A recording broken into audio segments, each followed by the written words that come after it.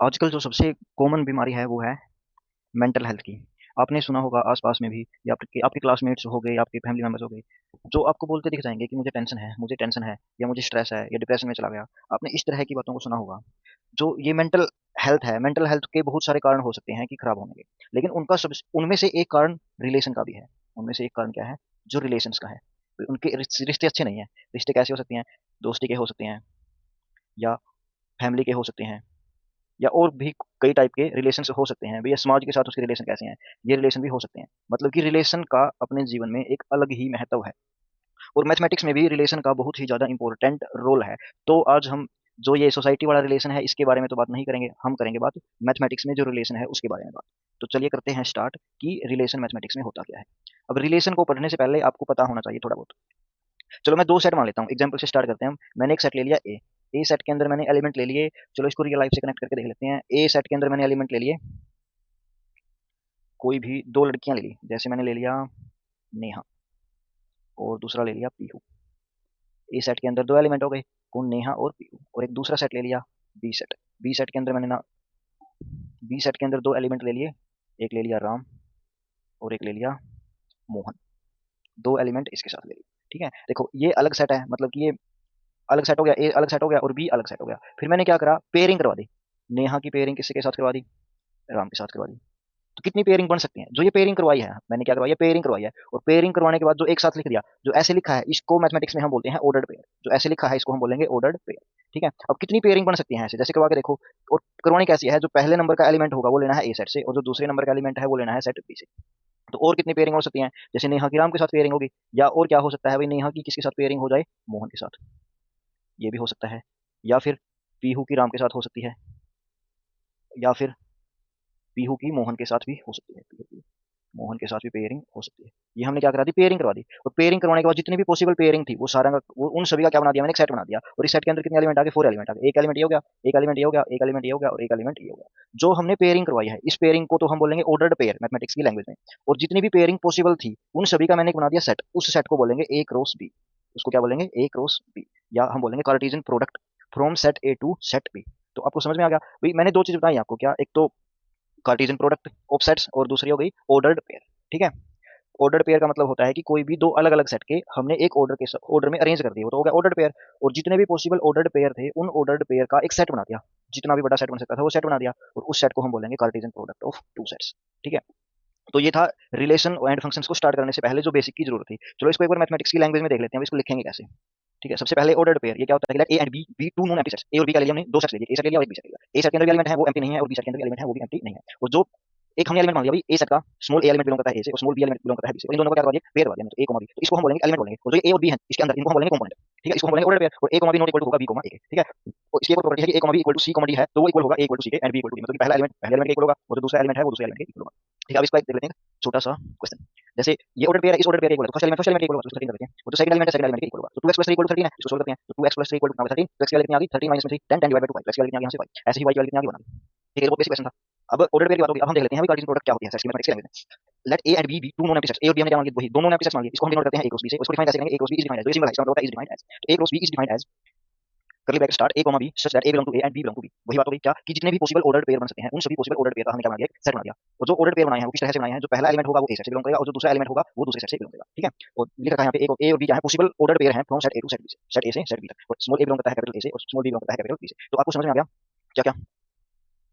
तो आपको समझ में आ गया Cartesian product of two sets क्या होता है। अब कर लेते हैं इसकी प्रॉपर्टीज ऑफ कार्टेशियन प्रोडक्ट की प्रॉपर्टी क्या है? जो a क्रॉस b है वो नॉट इक्वल टू होता है b क्रॉस a के। क्यों? क्योंकि जो a क्रॉस b के अंदर एलिमेंट होंगे वो a, b टाइप के होंगे और b क्रॉस a के अंदर जो एलिमेंट होंगे वो होंगे b, a टाइप के। मतलब कि इनका ऑर्डर मैटर करता है।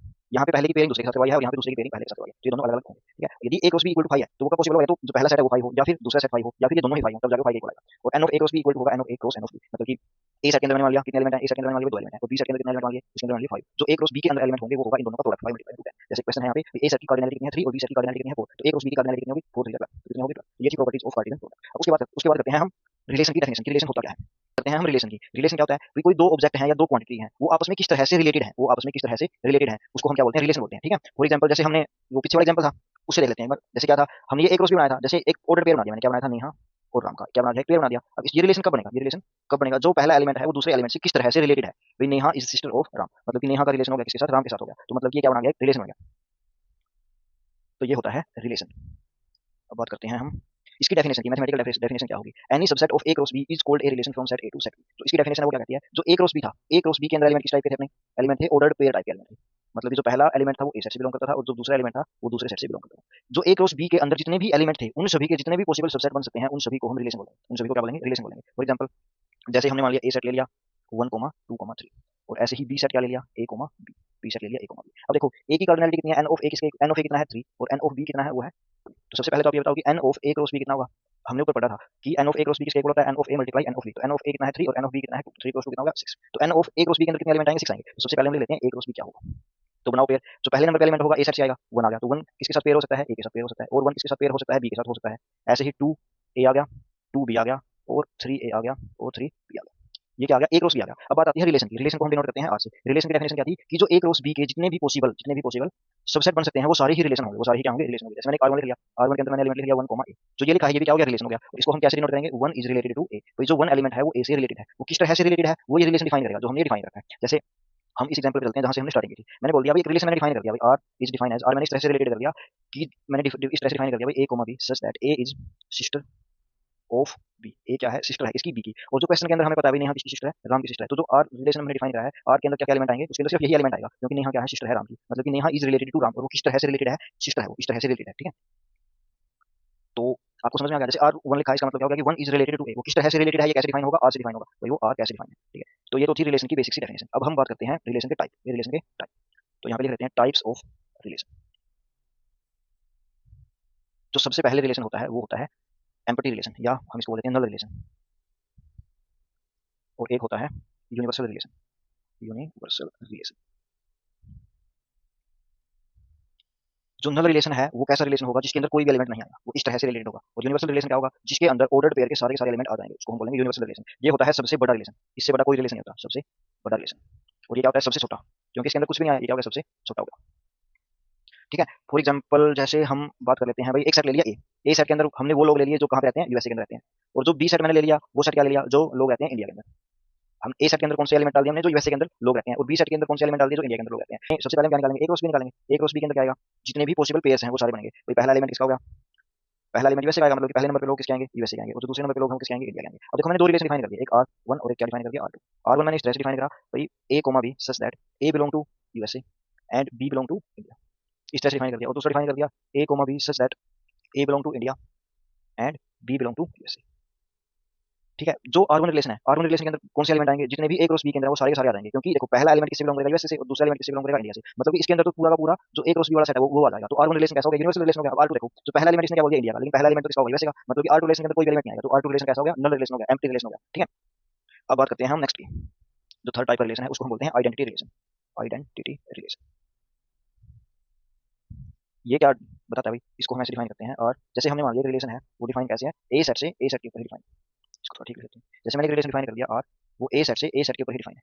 ठीक है, मतलब कि जो ये आर है वो क्या होगा, सबसेट होगा किसका, ए क्रॉस ए का। और इसको हम डिफाइन कैसे करेंगे, R is define as A cross A such that A belong to A for और ए बिलोंग टू ए। ठीक है, मतलब कि जितने भी एलिमेंट हैं ए सेट के अंदर, जितने भी एलिमेंट हैं वो सारे सिर्फ खुद के साथ ही रिलेट करें और किसी के साथ रिलेट ना करें। जैसे फॉर एग्जांपल मैंने एक ले लिया सेट ए, इसके अंदर एलिमेंट डाल दिए 1, 2। तो सबसे पहले हम क्या निकालेंगे, ए क्रॉस ए। ए क्रॉस ए के अंदर क्या क्या एलिमेंट आएंगे, 1, 1, 1, 2, 2, 1 और 2, लिया। अब मैंने एक रिलेशन डिफाइन कर दिया आर, यहाँ पे आ गया 1, 1, यहाँ पे आ गया 2, 2। जो इस टाइप का रिलेशन होगा इसको हम बोलेंगे आइडेंटिटी रिलेशन। मतलब कि जो एलिमेंट सिर्फ खुद के साथ ही रिलेट करेगा उसको हम क्या बोलेंगे, आइडेंटिटी रिलेशन। ठीक है, तो अब बात करते हैं हम नेक्स्ट टाइप के रिलेशन की। अब जो सबसे तीन मोस्ट इंपोर्टेंट रिलेशन है वो है, पहले नंबर पे है रिफ्लेक्सिव, और जो दूसरे नंबर पे है वो है सिमेट्रिक, और जो थर्ड नंबर पे है वो है ट्रांजिटिव। ठीक है, रिफ्लेक्सिव रिलेशन क्या बोलता है, ये भी डिफाइन होता है ए क्रॉस ए के ऊपर ही। ये ए से बी सेट के ऊपर डिफाइन हो सकता है, और ये भी ए से बी के ऊपर डिफाइन हो सकता है। ठीक है, लेकिन ये सिर्फ ए क्रॉस ए पे ही डिफाइन होता है रिफ्लेक्सिव रिलेशन। ये किस तरह से डिफाइन होता है, R is define as A comma A such that A belong to A और ए बिलोंग टू। ठीक है, मतलब कि इसके अंदर सारे के सारे एलिमेंट खुद से ही रिलेट करने चाहिए। और जो ये आइडेंटिटी रिलेशन था, कहाँ गया, जो आइडेंटिटी रिलेशन था, आइडेंटिटी रिलेशन के अंदर यहाँ पे लिखा होगा ओनली आएगा, यहाँ पे लास्ट में क्या आएगा, ओनली। जैसे आर था ये हो गया, ये सिमेट्रिक रिलेशन भी है, वो सॉरी रिफ्लेक्सिव, ये जो आर था ये रिफ्लेक्सिव रिलेशन भी है। और जैसे मैंने आर वन लिख लिया, ये क्या लिख लिया 1, 1, 2, 2 और यहाँ पे लिख लिया 1, 2। जो ये आर वन रिलेशन है ये आइडेंटिटी रिलेशन नहीं है, ये सिमेट्रिक रिलेशन तो होगा लेकिन आइडेंटिटी नहीं होगा। क्यों, क्योंकि इसके अंदर ओनली वर्ड है, सिर्फ ये एलिमेंट आने चाहिए जो खुद के साथ रिलेट करते हैं, वही इस रिलेशन के अंदर आने चाहिए, दूसरे वाले इसके अंदर नहीं आएंगे। ठीक है, अब रिफ्लेक्सिव के अंदर क्या है, जो खुद के साथ रिलेट करते हैं वो इसके अंदर आने चाहिए, बाकी से इसको कोई मतलब नहीं, कोई भी आ सकता है। जैसे हम एक सेट लिख लेते हैं, वही जो पीछे एग्जांपल देखा था हमने वही होगा। जैसे R1 है, क्या था 1,1 और 2,2 लिख लिया हमने, और लिख लिया 2,1, और ए सेट हमने क्या मान रखा है 1,2 टाइप का मान रखा है, ठीक है। तो ये कौन सा रिलेशन होगा, रिफ्लेक्सिव होगा। अब बात आती है सिमेट्रिक की। सिमेट्रिक क्या होता है, इसके अंदर होते हैं एलिमेंट इस टाइप से, जैसे if A comma B belong करता है आर से, तो देन जो बी कोमा ए है वो भी आर से ही बिलोंग करना चाहिए। मतलब कि R is defined as A comma B such that if A B belong to R then B A also belong to R. यदि ए कोमा बी आर से बिलोंग करता है तो बी ए कोमा भी आर से ही belong करना चाहिए, ठीक है। इस टाइप से डिफाइन होता है सिमेट्रिक रिलेशन। अब बात आती है ट्रांसिटिव। ये किस तरह से डिफाइन होता है, ये होता है इस तरह से, if A comma B belong to R and B comma C भी आर से ही बिलोंग करता है, देन जो ए कोमा सी है वो भी आर से ही बिलोंग करना चाहिए, ठीक है। देखो जैसे हमने उसके अंदर एलिमेंट होगा ए कोमा बी टाइप का एलिमेंट होगा उसके अंदर, और बी से स्टार्ट होने वाला एलिमेंट हमें मिल गया, तब जाके हमें चेक करना है कि क्या उसके अंदर ए कोमा सी एलिमेंट है। यदि है तो वो ट्रांसिटिव रिलेशन होगा, वरना वो ट्रांसिटिव रिलेशन नहीं होगा, ठीक है। तो आगे समझ में आपको रिफ्लेक्सिव, सिमेट्रिक और उसके बाद कौन सा था, ट्रांसिटिव। अब जो रिलेशन रिफ्लेक्सिव भी हो, प्लस में सिमेट्रिक भी हो और प्लस में ट्रांसिटिव भी हो, जो ये तीनों रिलेशनों की प्रॉपर्टी को सेटिस्फाई करेगा, उस रिलेशन को हम बोलेंगे इक्विवेलेंस रिलेशन, इक्विवेलेंस रिलेशन, ठीक है। तो ये था रिलेशंस एंड उसके टाइप्स, सिर्फ इसके अंदर इतना ही है। तो चलो अब एक एग्जांपल कर लेते हैं इसका। जैसे मैंने क्वेश्चन दे दिया भाई, एक सेट दे दिया ए सेट, ए सेट क्या है, नेचुरल नंबर का सेट ले लिया, और एक रिलेशन डिफाइन कर दिया R is defined as such that A comma B such that A plus B is even number. A plus B क्या है, इवन नंबर है, और ये किस तरह से है, and A comma B belong to natural number, और ए और बी किससे बिलोंग करते हैं, नेचुरल नंबर से बिलोंग करते हैं। तो चेक करते हैं भाई ये रिफ्लेक्सिव है, सिमेट्रिक है, ट्रांसिटिव है। तो सबसे पहले हम करते हैं रिफ्लेक्सिव के लिए। रिफ्लेक्सिव के लिए देखो इसके अंदर एलिमेंट किस टाइप के होंगे, ए कोमा बी टाइप के एलिमेंट होंगे, और ए प्लस बी क्या होना चाहिए, इवन नंबर होना चाहिए। वैसे इसको एक बार जनरली लिख के देखो क्या क्या एलिमेंट आएंगे इसके अंदर। क्या इसके अंदर 1 बनाएगा, क्या इसके अंदर 1 बनाएगा, हाँ आएगा इसके अंदर 1, क्यों, क्योंकि 1 प्लस 1 कितना होगा 2, और 2 क्या है, इवन नंबर है। क्या इसके अंदर 1,2 आएगा, 1,2 इसके अंदर आएगा, आर के अंदर नहीं आएगा, क्योंकि 1 और 2 कितना होगा 3 होगा, वो नहीं आएगा इसके अंदर। तो क्या आएगा 1,3 आएगा, क्योंकि 3 और 1 कितना होगा 4। इस टाइप के एलिमेंट होंगे इसके अंदर रिलेशन में। अब रिफ्लेक्सिव के लिए देखो इसके अंदर एलिमेंट कैसे होने चाहिए, जो खुद के साथ रिलेट करें। हमें चेक करना है कि क्या, हमें ये चेक करना है क्या ए कोमा ए बिलोंग करता है आर से, हमें इसका जवाब चाहिए। अब देखो ए कोमा ए कब बिलोंग करेगा, जब ए कोमा ए आर से कब बिलोंग करेगा, कब बिलोंग करेगा बताओ। देखो आर किस तरह से डिफाइन है, ये कब बिलोंग करेगा, जब इन दोनों का जोड़ क्या हो, इवन नंबर, तब बिलोंग करेगा। तो देखो यहाँ पे इन दोनों को जोड़ करके देखो, तो ए प्लस में ए कितना हो गया 2a हो गया, और 2a क्या है, 2a इज इवन नंबर है। 2a क्या होता है, इवन नंबर हो गया, क्योंकि 2 का मल्टीपल हो गया, और यदि ये 2 का मल्टीपल हो गया तो ये इवन नंबर हो गया, और इवन नंबर हो गया तो ए कोमा ए किससे बिलोंग कर गया, रिलेशन से बिलोंग कर गया। तो हम क्या लिख देंगे, implies that A comma A belong to R, ये रिलेशन से बिलोंग कर गया। क्योंकि जितने भी एलिमेंट हैं, कोई भी जितने भी नेचुरल नंबर है, जैसे 10 ले लिया, 10 प्लस में 10 20 हो गया, 20 क्या है नेचुरल नंबर है, सॉरी 20 क्या है नेचुरल नंबर तो है ही, और साथ में क्या है वो इवन नंबर है, और वो क्या है इवन नंबर, और इवन नंबर होते ही ये किससे बिलोंग कर गया, रिलेशन से बिलोंग कर गया। तो ये जो ये रिलेशन है ये रिफ्लेक्सिव हो गया, ठीक है। अब बात करते हैं इसके सिमेट्रिक होने की। अब किसकी बात करते हैं, सिमेट्रिक है या नहीं है। सिमेट्रिक के लिए हम क्या चेक करेंगे, सबसे पहले हम देखो उसकी कंडीशन क्या है, उसकी कंडीशन है if A comma B belong to R. यदि ए कोमा बी आर से बिलोंग करता है, देन फिर हमें चेक करना है बी कोमा ए रिलेशन से बिलोंग करता है या नहीं। यदि वो करेगा तो सिमेट्रिक हो जाएगा, वरना सिमेट्रिक नहीं होगा। देखो सबसे पहले हम मान लेते हैं कि let A comma B belong करता है आर से। अब देखो जब ए कोमा बी आर से बिलोंग करेगा तो ए प्लस बी क्या होगा, इवन नंबर होगा, और इवन नंबर को क्या लिख सकते हैं, 2 टाइम्स कुछ भी लिख सकते हैं, 2 टाइम्स लिख सकते हैं, 2 टाइम एम लिख लिया। और जब हमें पता है भाई ए प्लस बी भी 2m के इक्वल है, और जो ये एडिशन है, एडिशन क्या होता है, कॉम्बिनेटिव होता है। एडिशन क्या होता है, कॉम्बिनेटिव होता है। तो इसको मैं लिख सकता हूँ बी प्लस ए इसके इक्वल हो गया 2m के इक्वल हो गया। अब बी प्लस ए 2m के इक्वल हो गया, तो इसका मतलब बी प्लस ए भी क्या हो गया, इवन नंबर हो गया। इसका मतलब क्या हो गया, जो बी कोमा ए है वो भी किससे बिलोंग करेगा, आर से बिलोंग करेगा।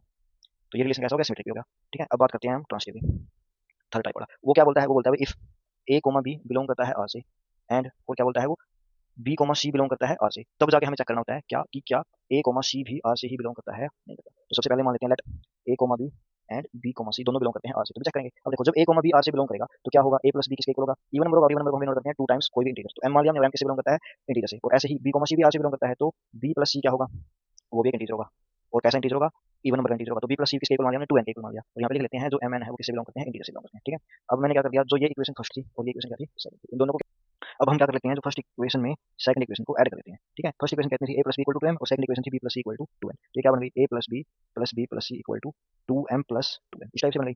और अब देखो अब मैंने क्या कर लिया, 2b प्लस में c और प्लस में a किसके इक्वल आ गया, 2 कॉमन ले लिया, m प्लस n के इक्वल आ गया। अभी देखो और क्या बन गई, a प्लस c किसके इक्वल आ गया, 2 इंटू एम प्लस एन, और माइनस में क्या हो गया 2b। और इसका मतलब ये a प्लस सी किसके इक्वल आ गया, 2 और कॉमन ले लिया, m प्लस n माइनस में देखिए। अब देखो a प्लस सी भी क्या हो गया, 2 का मल्टीपल आ गया, और 2 का मल्टीपल आते ही क्या हो गया, इवन नंबर हो गया। तो इसका मतलब a कोमा c भी किससे बिलोंग करेगा, r से। ए कोमा सी किससे बिलोंग करेगा, आर से। तो इसका मतलब जो ये रिलेशन था वो ये रिलेशन रिफ्लेक्सिव भी हो गया, और सिमेट्रिक भी हो गया, और ट्रांसिटिव भी हो गया। इसका मतलब जो ये आर है ये कैसा रिलेशन है, इक्विवेलेंस रिलेशन। कैसा रिलेशन हो गया, इक्विवेलेंस रिलेशन।